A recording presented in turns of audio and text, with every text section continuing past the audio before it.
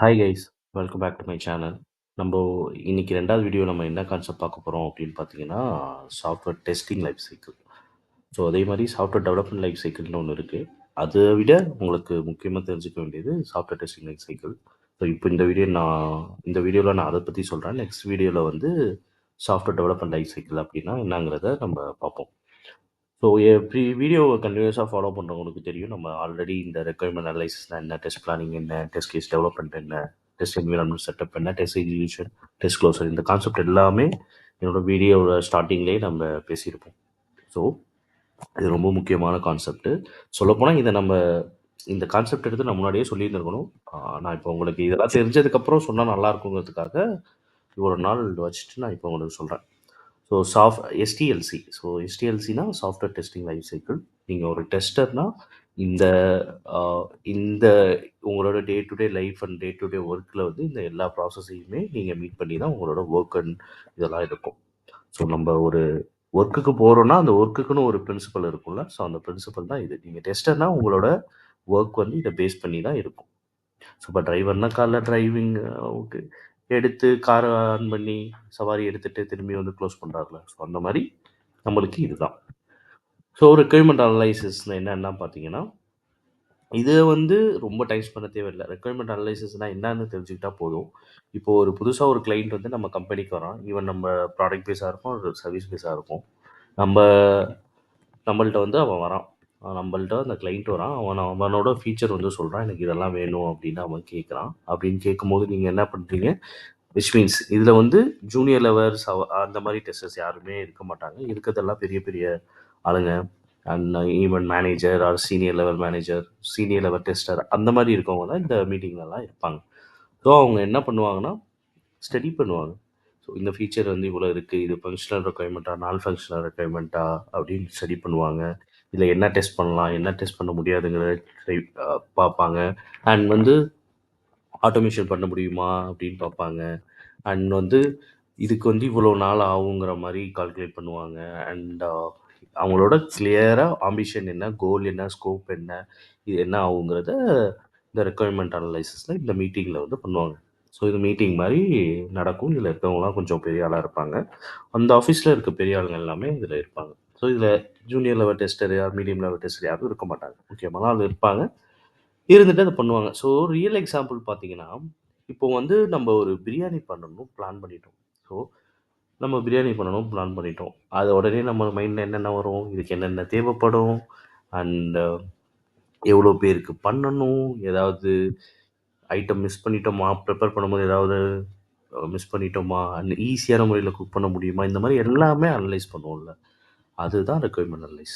இதுக்கப்புறம் இதை நீங்கள் மறக்கவே கூடாது. Very simple. கிளைண்ட் வரான், அவன் ஒரு எக்ஸ்பெக்டேஷன் சொல்கிறான், ஒரு ஃபீச்சர் கேட்குறான், அதுக்கு என்னென்ன தேவைப்படும், என்னென்ன ஆகுங்கிறத நீங்கள் வந்து அனலைஸ் பண்ணுறீங்க.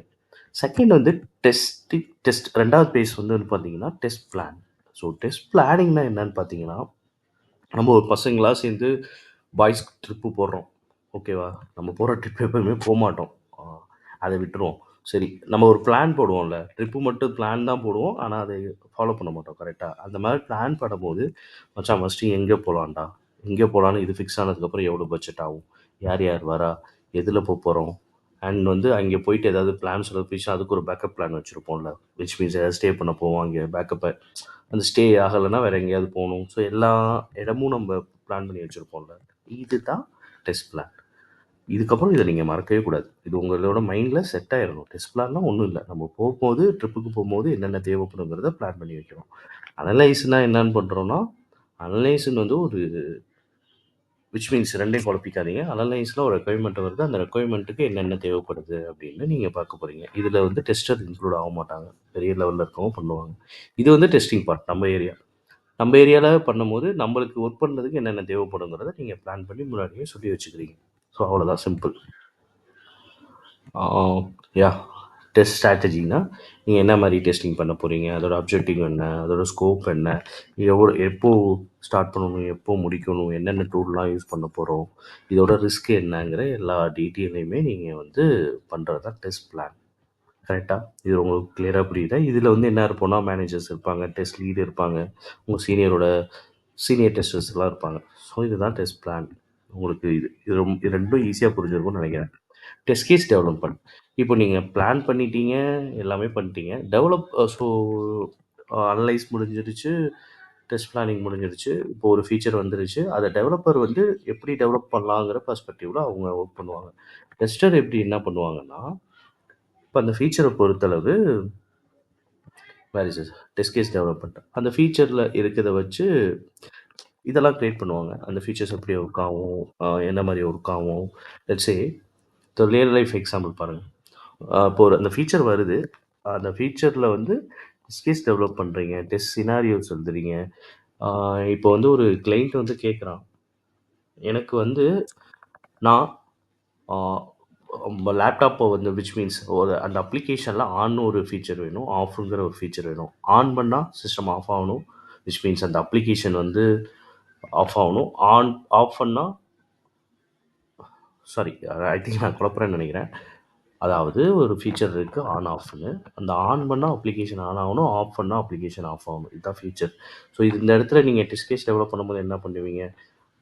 Verify user can verify user able to click on on. On பண்ணா அது வந்து ஆன் ஆகுதா?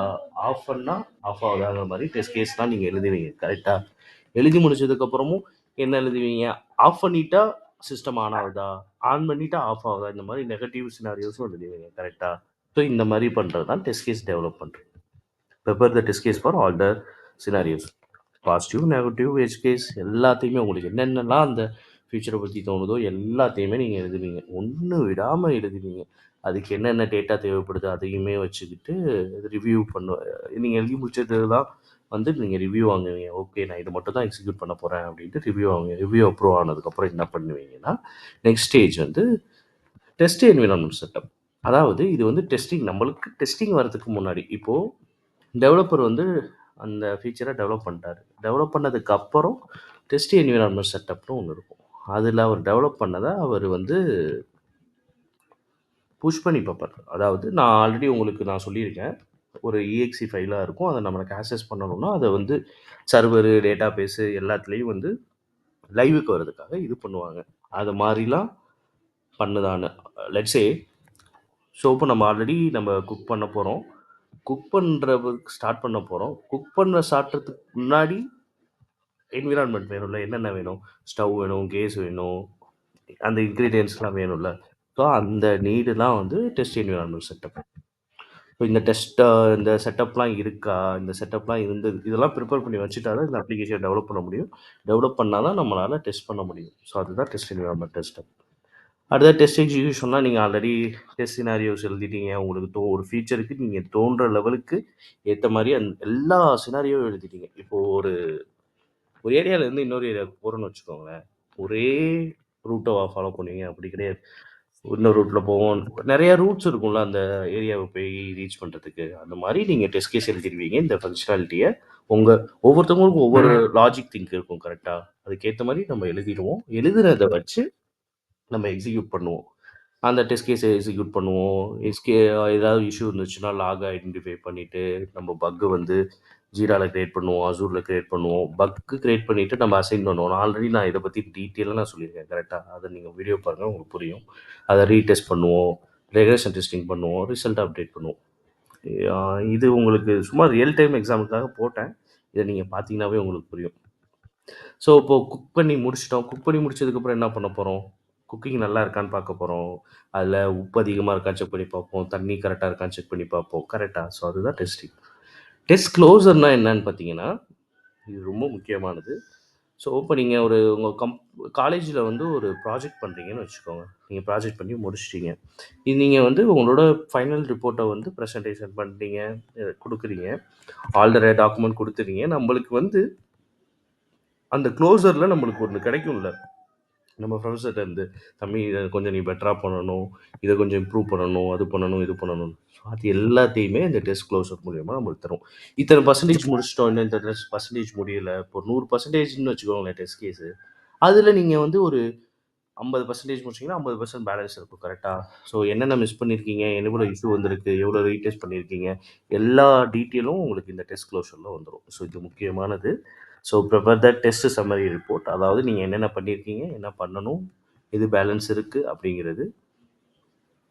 இதில் வந்து எது நல்லா போச்சு, எதை இம்ப்ரூவ் பண்ணணுங்கிறத டிஸ்கஸ் பண்ணணும். ஸோ இதுதான் எஸ்சிஎல்சி.